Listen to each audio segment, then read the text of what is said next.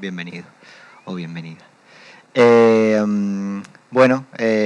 jornada de hoy sabéis que está dividida en dos charlas. La que vamos a tener ahora, que son, vamos a estar hasta las 7.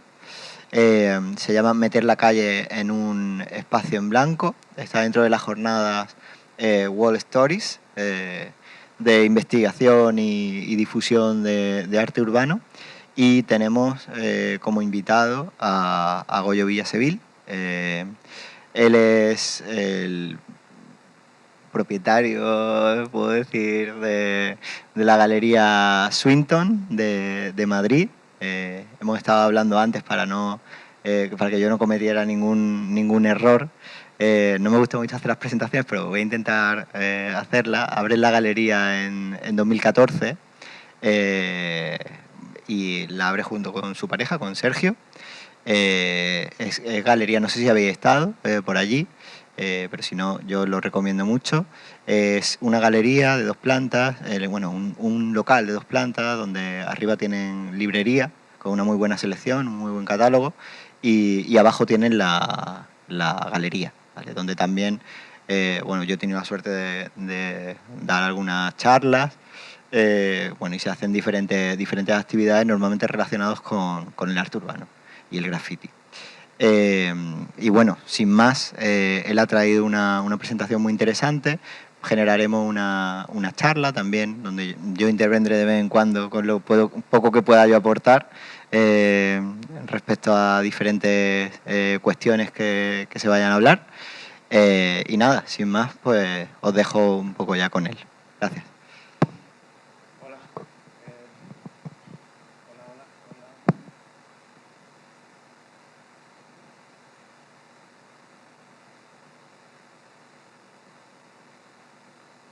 ¿Uso este?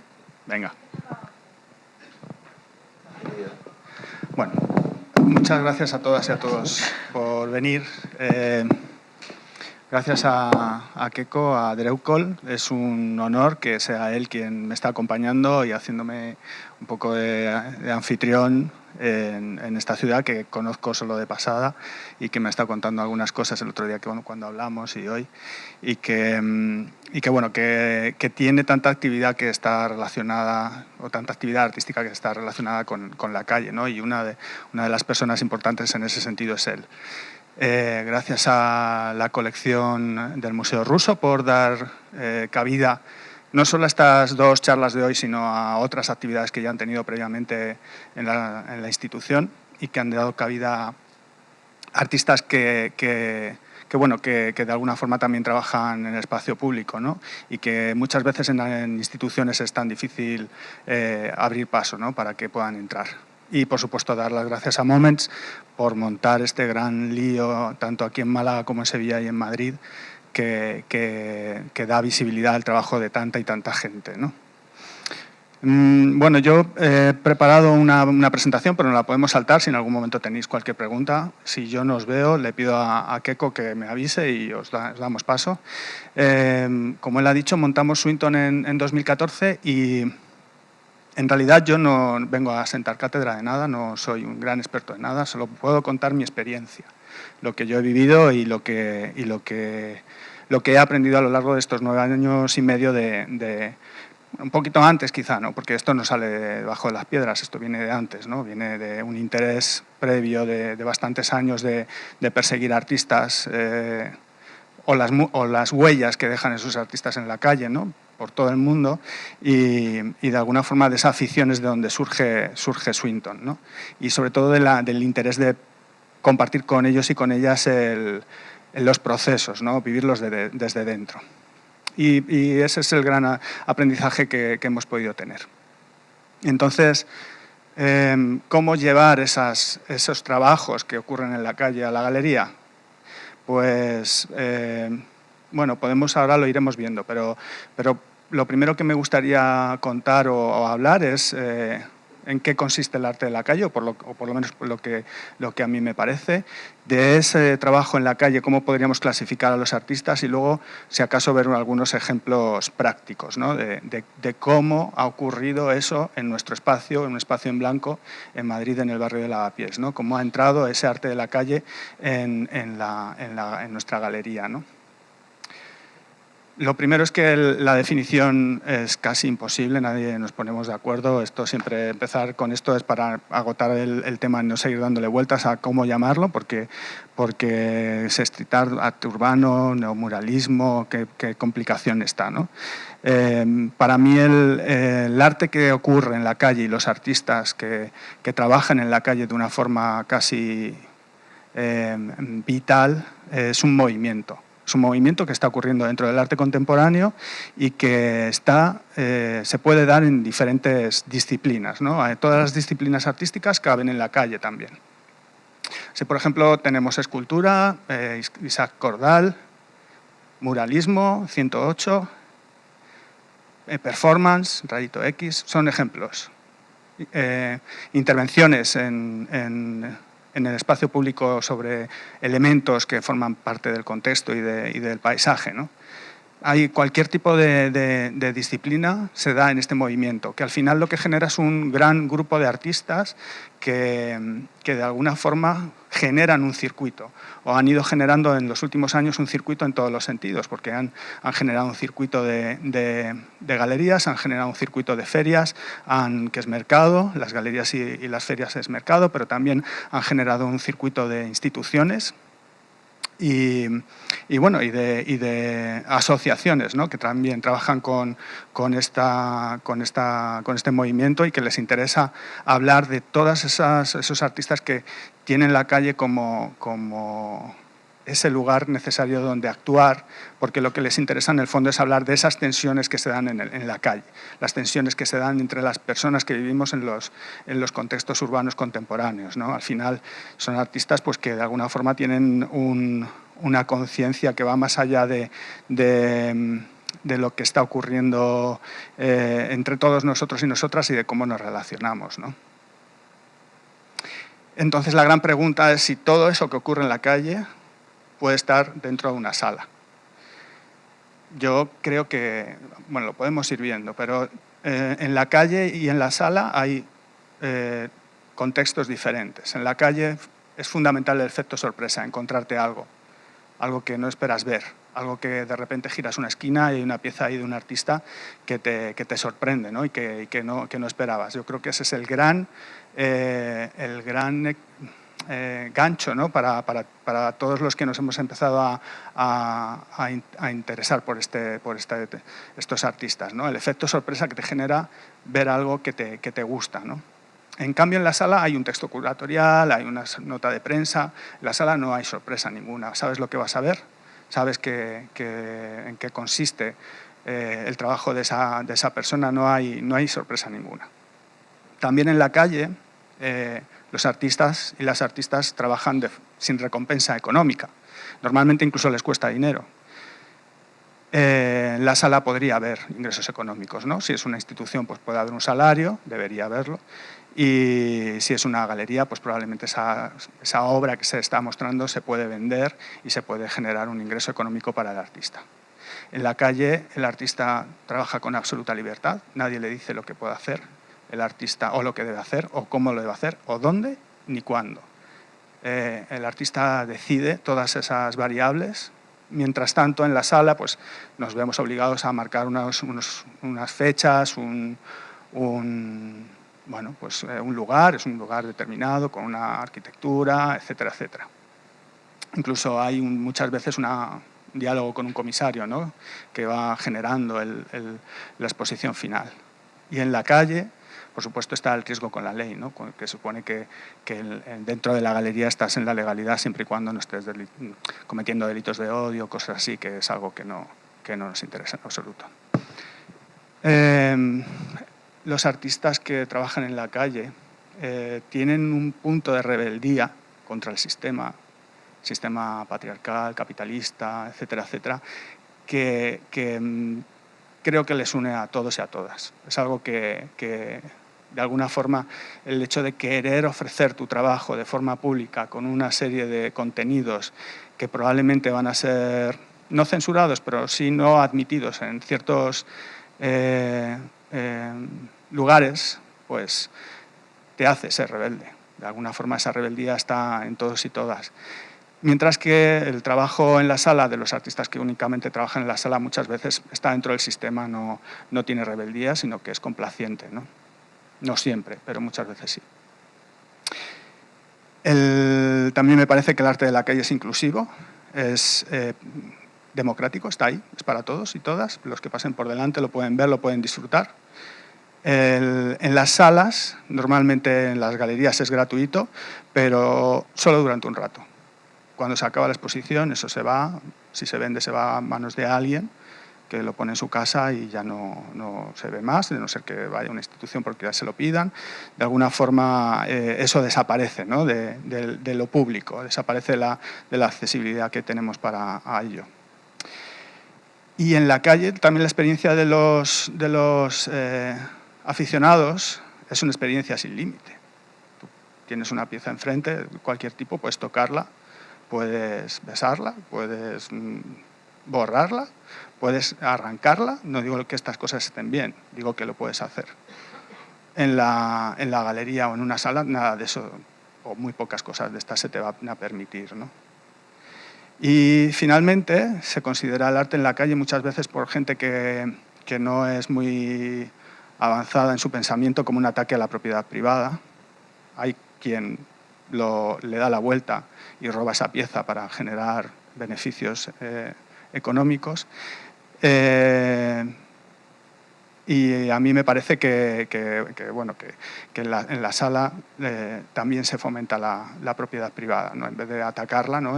Hay gente que piensa que una pieza en una pared la estropea y lo siente como un ataque, pero sí que compraría una obra para tenerla en su casa, ¿no? Con lo cual me parece que todo lo que ocurre en la calle y lo que ocurre en la sala no tienen nada que ver. Son absolutamente contrarias. Y eso lo que me lleva a decir es que lo que está en la calle, si no está en la calle, obviamente no es arte urbano. Es otra cosa. Serán objetos creados por un artista que trabaja en la calle con una tendencia o con un relato que efectivamente le lleva a vivir la calle como un lugar propio de trabajo y necesario en su trabajo. Pero no es arte urbano, serían otras cosas. Y a partir de aquí, hace tiempo elaboré una clasificación de artistas, porque claro, todo esto, cuando estás trabajando tan de cerca, bueno, pues necesitas aclarar tus ideas, ¿no? Hace tiempo hice este esquema que podéis ver aquí. En la parte de arriba estarían los artistas que son de estudio, que probablemente han tenido una educación artística muy reglada, que no les interesa nada la calle y que les interesa mucho el estudio, no solo para producir obras, sino para investigar, para llevar a cabo su relato, para llevar a cabo sus ideas y sistematizarlas.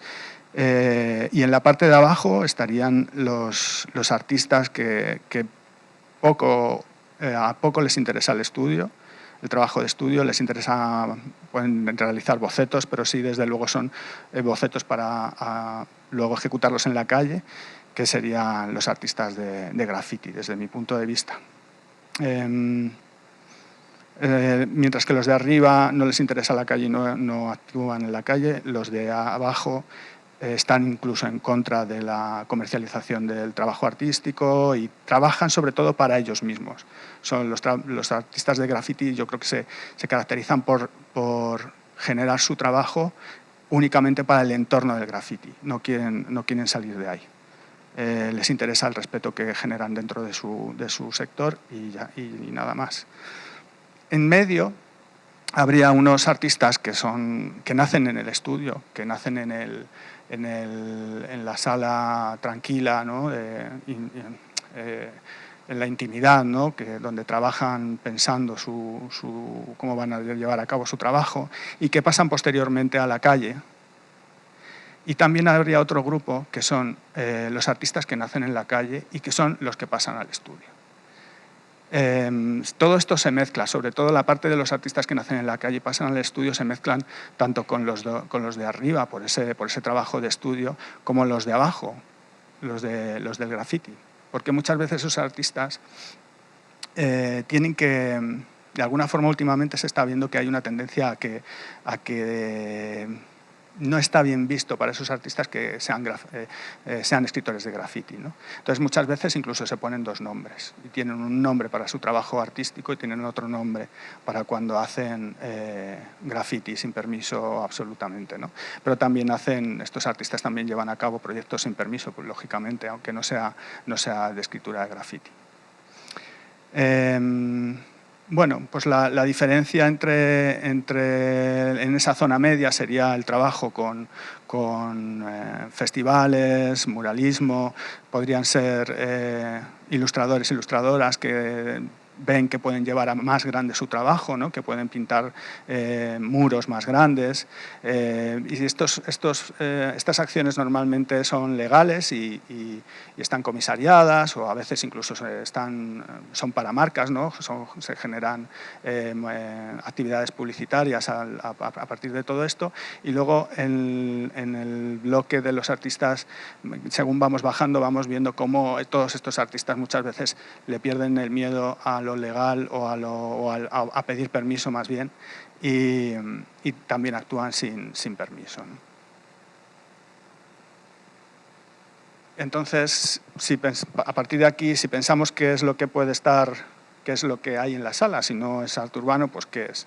Pues yo he hecho una especie de resumen de ejemplos que hemos visto en nuestra sala a lo largo de todos estos años de cómo pueden estos artistas y estas artistas generar obra para el espacio interior, que sería obra de artistas contemporáneos sin más, desde mi punto de vista. Pues una de las formas es rescatar objetos, es coger objetos de la calle, intervenirlos con su trabajo habitual. En este caso es Alice Pasquini, que hace un trabajo de stencil, ha cogido una publicidad de helados italiana, que es de donde ella es italiana, y lo ha intervenido. Tenemos también a Bills interviniendo puertas encontradas probablemente en contenedores, o los buzones de C215 o las ventanas de Borondo. Son objetos que forman parte del contexto urbano y que ellos de alguna forma rescatan e intervienen con su trabajo habitual, ¿no? Hay artistas que en la sala, lo que llevan a la sala es la documentación de aquello que hicieron en la calle. Yo una vez hablando con Emil, él me dijo que él concebía el arte de la calle únicamente como ese momento en el que lo estás haciendo, en el que estás ejecutando la obra. No es pensarlo, no es lo que queda después. O sea, un mural no sería arte urbano, no sería una de sus rejas intervenidas. Es el hecho de hacerlo, es el momento, únicamente el momento de hacer esa acción, ¿no? Pues es esa documentación de esa acción la que a veces se lleva a las salas, ¿no? Tenemos pues una intervención en una marquesina de Jordan Saylor, o la documentación de cómo evolucionó un mural de 2J con el tiempo en el barrio de Lavapiés, enfrente de nuestra galería, o una performance de Rayito X en la Gran Vía de Madrid. Por supuesto, también se puede llevar a la sala la documentación del resultado, ¿no? De qué es lo que ha ocurrido, qué es lo que ha pasado ahí, qué es lo que ha quedado, ¿no? Esta es una intervención de Ox, un artista francés que él se considera pintor abstracto, pero tiene una vertiente de intervención urbana que consiste en hackear las vallas publicitarias, gracias, siempre en función del contexto. Entonces, esta valla tenía en la parte de abajo esa base y él decidió ponerle a la valla esto encima, ¿no? De alguna forma a mí es un artista que me encanta por cómo recoge en cada obra única el contexto del lugar donde está esa valla publicitaria, subvierte la función de esa valla y además le da un cariz poético muy grande y único, porque esto no se podría hacer en ningún otro lugar más que en este. También, la pieza de la izquierda es suya también, es un poco para que veáis cómo... y bueno, pues he puesto también a Santiago Sierra con ese paseo que hizo por Madrid con estos retratos de los presidentes españoles dados la vuelta, y que hay un vídeo que es la pieza que estuvo en la galería, o en la parte de la derecha una intervención que hizo Sue en el Extrarradio de Madrid, donde colocó unas cajas negras en esos lugares abandonados y las fotografió, esas cajas negras que estaban hechas con red negra de obra y estructuras de madera. Y esas fotografías, que son el registro de la acción, son las que se exhibieron en la sala junto con las cajas, junto con los volúmenes negros. Otra de las acciones muy interesantes que ha habido en Swinton es esta del tono, que yo he hecho una sección solo para él, porque yo creo que él es especialista en este tema, que es generar acciones o performances por parte del público en el exterior de la sala. Esto que estáis viendo aquí son unas repisas, unas hojas de papel y unas piedras. Él lo que proponía era que la persona que iba a hacer la performance tenía que coger un boli, un rotulador, un dado y una de las hojas y salir a la calle. En las hojas venían las instrucciones de cómo tenías que actuar según lo que te saliese en el dado. Y tenías que hacer una deriva, porque a él le interesa mucho esto de perderse, ¿no?, en la ciudad, de no repetir el camino que siempre haces, sino que vivas la ciudad de una forma activa y que intentes perderte. Entonces, en este caso, esa deriva se producía por el azar de los dados, ¿no? Entonces, él pedía que la persona que ejecutaba esta performance tenía que ir tirando los dados, ir girando izquierda o derecha según lo que les decían, hasta que encontrase una piedra. Y en ese momento que encontrase una piedra, cogía la piedra y volvía ya en ese momento, como él quisiera, hasta la galería. Tenía que dibujar en la hoja el recorrido que había hecho y dejar la hoja junto con la piedra. Y bueno, pues es una forma también de sacar, en este caso fue la galería o la sala quien sacó a las personas a la calle, ¿no? Tiene otra muy interesante que hizo en Mallorca con unas mochilas. La gente se ponía las mochilas, iba a los edificios, lo raspaba con la mochila y volvía a la sala y se hizo un mural cuando las personas volvían a raspar esa pared con las mochilas y dejaban el resto de los edificios que habían raspado previamente. Esto lo hizo en Mallorca. Por supuesto, lo que puede haber en una sala son obras de formato transportable similares a las que esos artistas y esas artistas generan en la calle. Lo único que, claro, son objetos que no son tan grandes o no están pegados a la pared bueno, se pueden llevar, ¿no? De alguna forma pasarían a ser propiedad de la persona que los adquiriese, ¿no? Pues el BLM hace esculturas normalmente de este tamaño en sitios abandonados, pues ella también hace esculturas de tamaño más pequeño para poner en la sala, ¿no?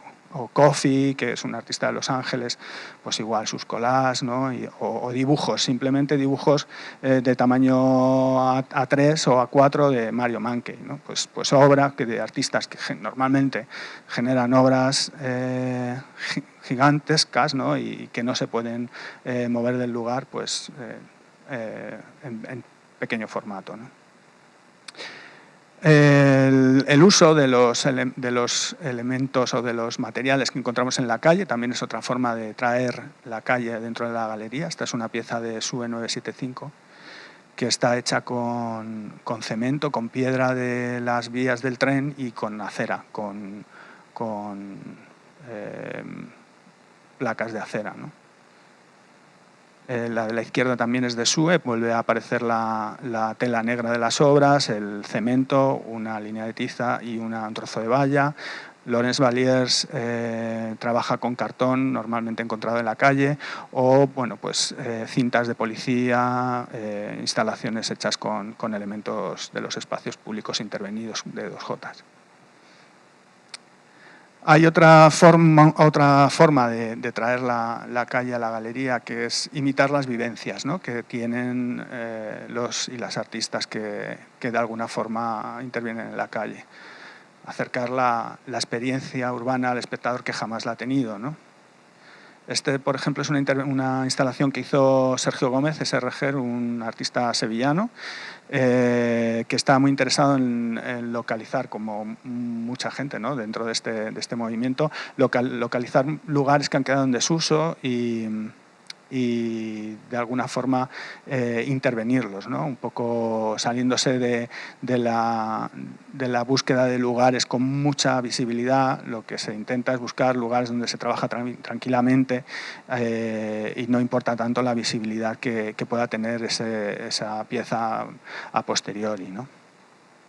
Pues lo que hicimos fue colocar un pladur, se hizo un agujero y la gente, para poder ver las piezas que habría dentro, tenía que traspasar ese agujero, ¿no?, entrar en la otra habitación.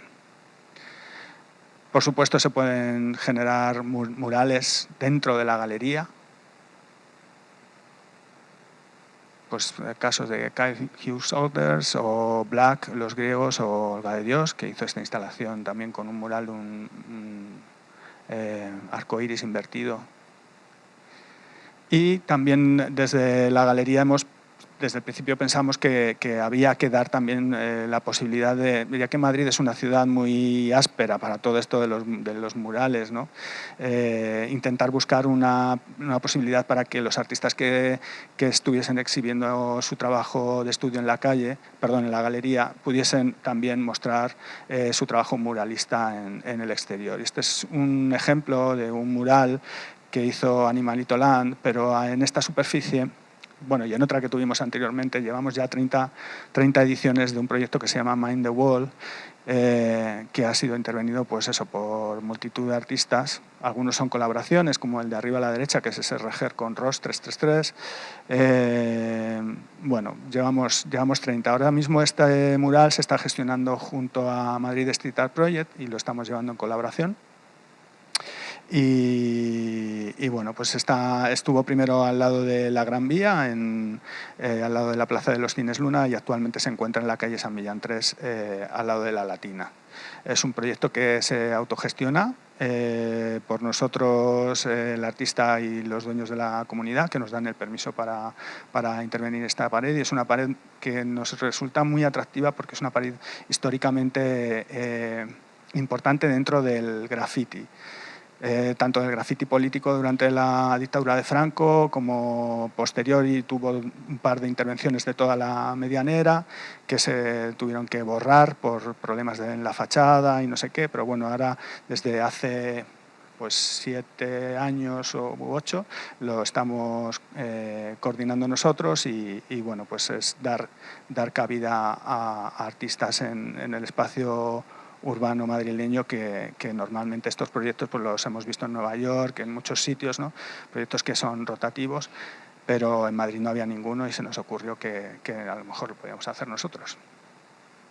Y luego parece que también el hecho a este grupo de artistas les interesa, o de alguna forma les interesa entrar en la sala y mostrar su trabajo de otra forma, diferente a la forma que lo hacen en la calle, pero también tienen un interés especial en modificar la sala, ¿no?, en hacer la sala suya. El contexto es algo que es importante dentro de su trabajo y el contexto de la sala también lo es, por lo que la mayoría piden algo más, ir algo más lejos que únicamente poner obra, ¿no? Generar experiencias en el espectador y acercarse, ¿no? Y también ese interés que tienen en vez de exclusivo, en vez de excluir al espectador, hacerlo cercano, ¿no? Incluir al espectador en todo su trabajo. Por eso también les gusta intervenir la sala e invadirla, ¿no? Y por último voy a contar, para que me quede un poco de tiempo por si queréis hacer alguna pregunta, voy a contar un proyecto que hicimos el año pasado, que se llama Monopolio Urbano. Algunas de las personas que están aquí lo conocen bien. Que es un proyecto que habla sobre el mercado del arte. 2J es un artista con un cariz social y político alto que quería hablar de cómo funciona el mercado del arte, no solo en relación al arte que viene de la calle, sino en general, ¿no? Cualquier tipo de transacción económica respecto al arte, ¿no? Entonces, hay una declaración de Keith Haring que nos resultó muy interesante en aquel momento, en el que él ya en los años 80 decía que la gente compra arte pero que les da igual lo que compren, que compran algo que a veces ni saben lo que están comprando. Y es un poco la esencia de lo que quería contar este proyecto.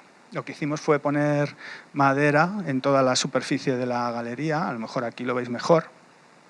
Toda la superficie de la galería se forró con una madera fina de 3 milímetros y se dividió de forma virtual en casillas de 50 por 50 centímetros.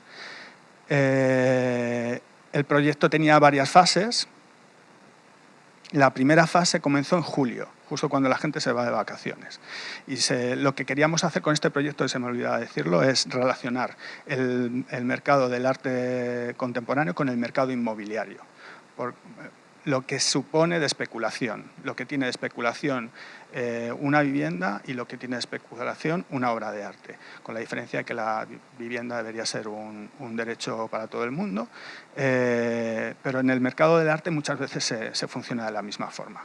Entonces dividimos todas las paredes de la galería de forma virtual en estas casillas de 50 por 50, en todas las paredes quedaba un marco alrededor, y ofrecimos por redes sociales y a los coleccionistas de la galería que podían comprar esas parcelas, 1, 2, 20, todas, sin saber lo que iba a pasar en ellas. Lo único que dijimos es que iba a haber una serie de artistas, que el proyecto estaba impulsado por 2J, lógicamente, y que iba a haber un número de artistas que normalmente intervienen en la calle, que iban a intervenir esas paredes, que las iban a intervenir con total y absoluta libertad, y que nosotros no podíamos asegurar lo que iba a haber en ese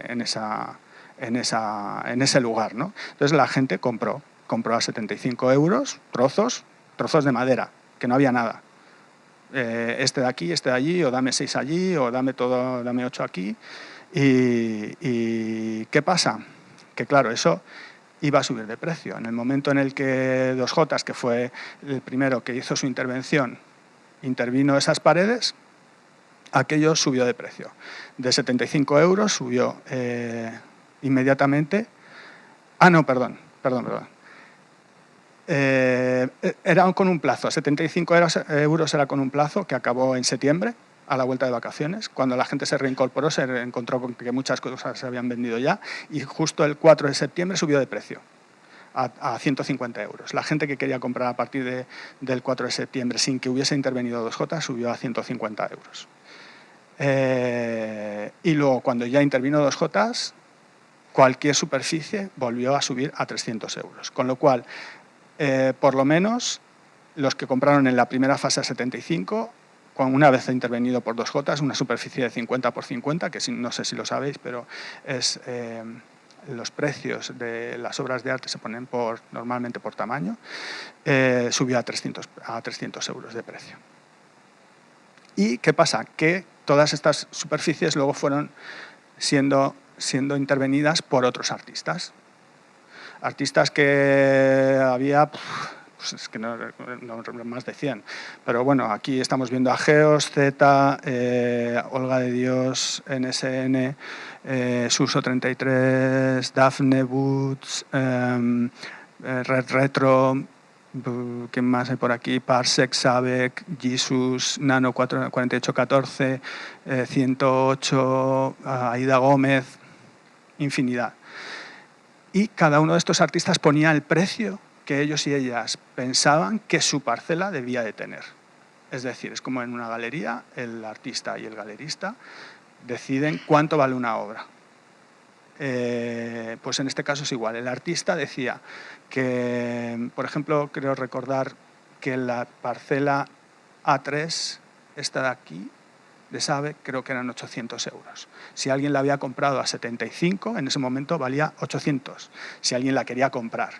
Entonces, ¿qué ocurre? Que empezó a pasar cosas entre los diferentes personas. Hubo personas que vinieron de nuevas y dijeron, quiero eso, y a lo mejor yo ya no lo tenía.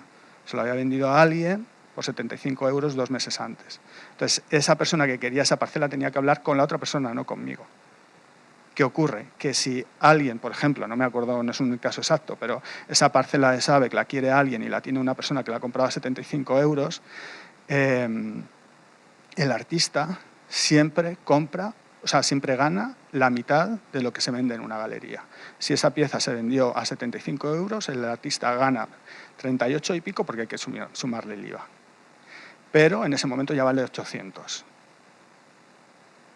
Claro, ¿qué pasa? Que el artista no entra en los beneficios que genera esa pieza finalmente. Se lo lleva la persona que la compró. Hubo casos de todo tipo. Hubo personas que compraron 2 piezas a 75 euros y las vendieron las 2, ganaron 900 y se lo quedaron. No compraron nada más. Se quedaron sin nada. Vendieron sus 2 parcelas y no quisieron nada más. Hubo gente que vendió y compró. Hubo gente que dijo, bueno, vendo esta, que no me gusta mucho, pero con lo que gano me puedo comprar esta de otro artista que sí me gusta. Y de alguna forma pues reinvertían, ¿no? en arte lo que estaban comprando. Y hubo algunos casos de gente que quería los bordes. Nosotros les dijimos que los bordes no se podían vender porque en el momento en el que se acabase la exposición, la obra de 2J iba a ser toda esa instalación que quedase. Porque, bueno, os cuento esto, lo que hicimos fue recortar las parcelas que se vendieron y la última semana de exposición fue así. De alguna forma, con esto queríamos contar qué pasa cuando las piezas de la calle se roban, dejan de estar presentes, o cuando se compran, pasan a la propiedad privada. Entonces, había gente que quería lo que estaba al lado de su pieza y nos preguntaba si se lo podíamos vender y nosotros le decíamos que no, que es que eso era parte de la instalación, que si querían toda la instalación les tendríamos que vender toda la instalación completa. Pero querían el trocito porque les faltaba, porque estaba cortada su pieza, sin entender que en este proyecto lo importante no era, o sea, es importante lo que tienes ahí, que te guste, pero que si no te ha tocado, pues esto es como si te has comprado una casa y de repente te han puesto un cementerio enfrente.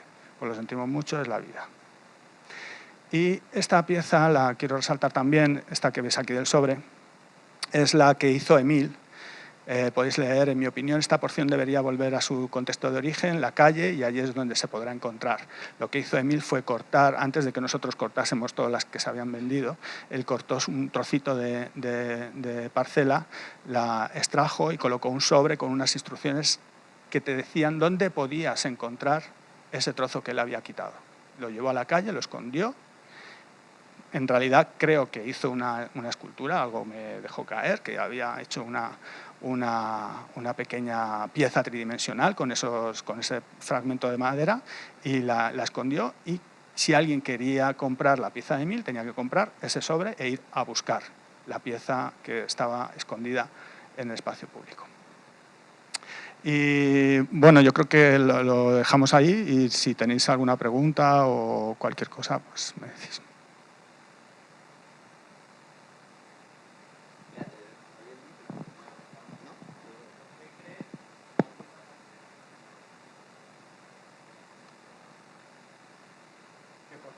¿Por qué creo que el throw-up negro no se ha vendido?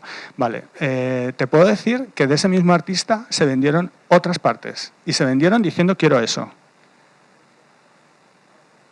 No, se vendieron trozos de throw-up por casualidad. Efectivamente, ese es un throw-up de Jesus. Sí. Sí. Accidentales.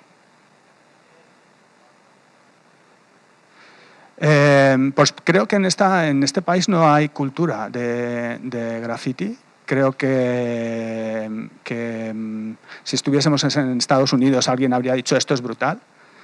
Pero no tenemos gente interesada de esa forma en esta estética. Es una pena.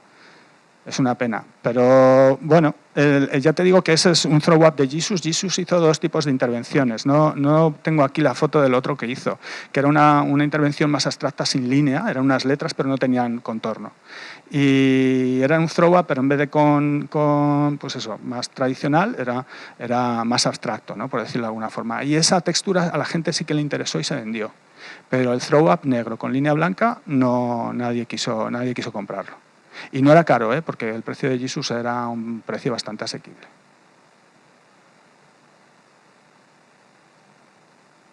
Bueno, por comentar algunas cosillas, de todas formas, lo que tú comentas es buena pregunta, pero bueno, hay que entender que el graffiti fue lo primero que se vendió en Nueva York, ¿no? Cuando empezaron los chavales a meterlos, digo a meterlos porque realmente los metían en galerías, ¿no? Y directamente lo que les decían es hazme esta pieza que ha hecho en determinado tren y que se ha hecho relativamente famosa porque le ha hecho fotografía un fotógrafo o fotógrafa famoso, pues métemela, te meto en un estudio, te pago un poquito de dinero y te la meto en la galería. Y así se aprovecharon de mucha gente en esa época. Pero, claro, efectivamente, eso tendrá también que ver, digo yo, con el público, con el tipo de público que vaya a la galería y por la explosión, de alguna manera, del hype del llamado street art en los últimos 15, 20 años, ¿no? Entiendo que viene un poquito de ahí. Incluso una cosita más, porque me parece que lo que has estado hablando constantemente parece como que los artistas con los que trabajáis, bueno, que son conocidos, bueno, o al menos en el ambiente y tal, parece como que tienen cierta represión al momento de ir a la galería, o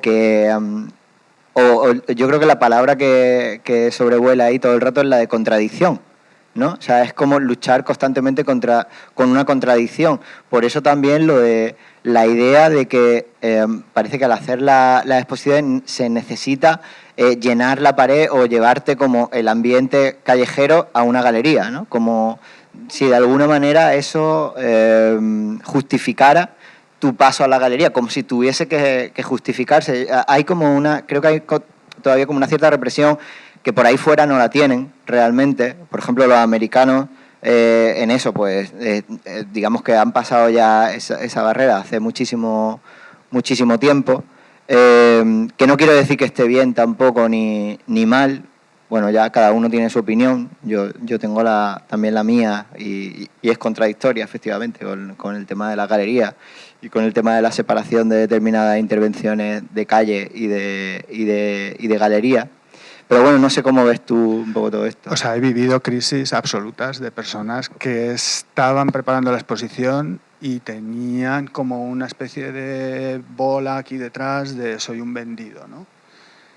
Sí, hay gente que lo pasa muy mal.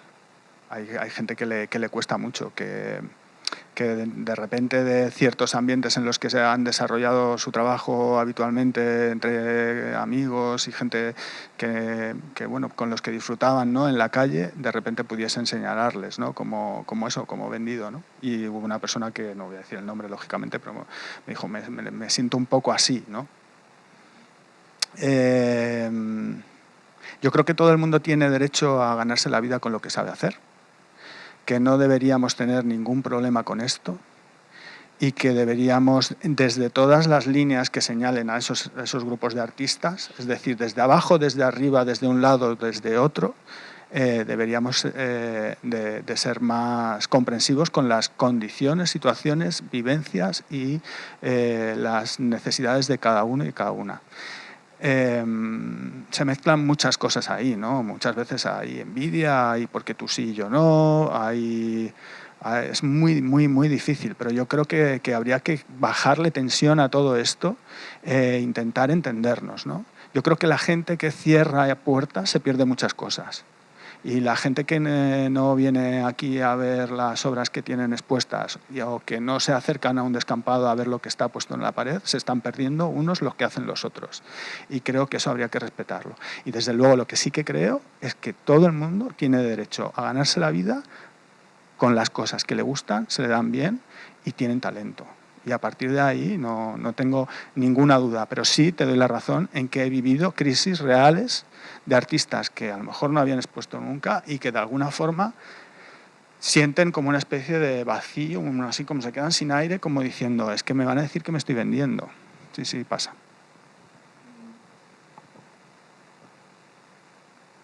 De todas formas, yo creo que, que esa contradicción ya es como un poco, ¿cómo decirlo? Inmadura en cierto sentido, en el sentido de que responde como a una generación de artistas que en el momento en que se empezaba a hacer eso, pues tenían en torno a 20 años y muchos de los que están trabajando, bueno, hay de todas las edades, pero bueno, hay como una cierta generación que ya supera los 40 años y se nota ya como otro tipo de, como otro tipo de encarar ese trabajo, es decir, gente que no tiene que demostrar nada de alguna manera o que no tiene que decir yo vengo de la calle o tal, porque le da exactamente igual eso, sabe perfectamente diferencia los dos trabajos, ¿no? Entonces, por eso creo que es muy conflictivo lo de llevar, la idea de llevar la calle a la galería o la galería a la calle, es decir, creo que son cosas que ya...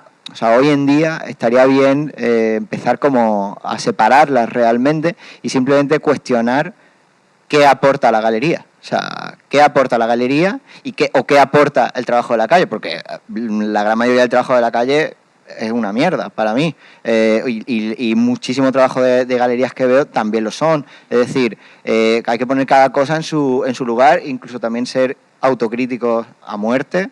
Es decir, hay muchas cosas ahí, por eso creo que es interesante esta última intervención que has mostrado, porque cuestiona efectivamente eso, no solo el arte urbano, sino absolutamente todo, lo que pasa es que lo hace con esa estética, porque él pertenece a ese ámbito.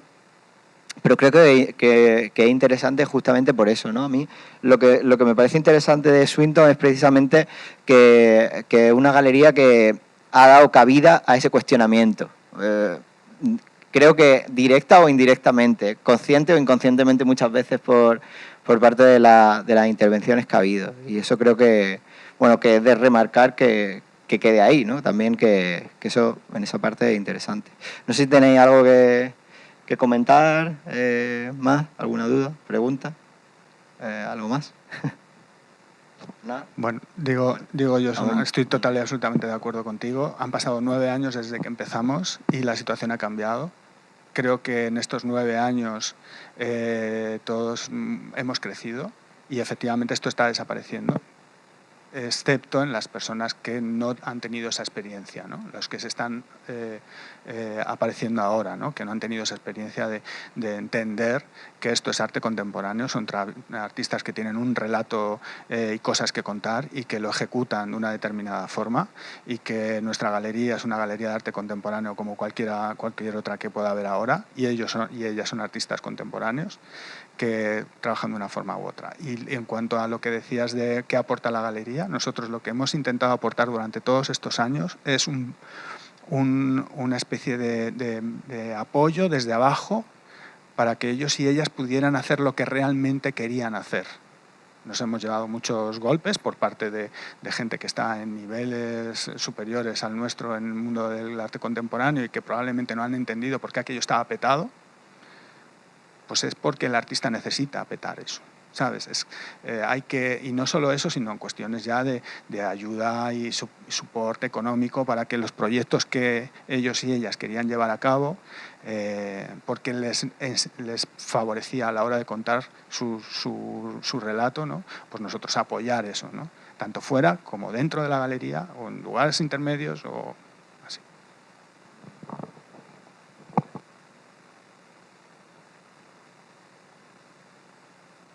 A todos.